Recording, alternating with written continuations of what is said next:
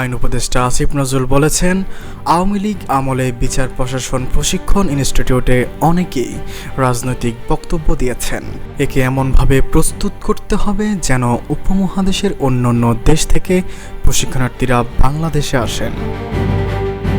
রোববার সকালে বিচার প্রশাসন প্রশিক্ষণ ইনস্টিটিউটের সরকারি জজ বা সমপর্যায়ের বিচার বিভাগীয় কর্মকর্তাদের জন্য আয়োজিত 50তম বুনিয়াদী প্রশিক্ষণ কোর্সের উদ্বোধনী অনুষ্ঠানে তিনি এসব কথা বলেন।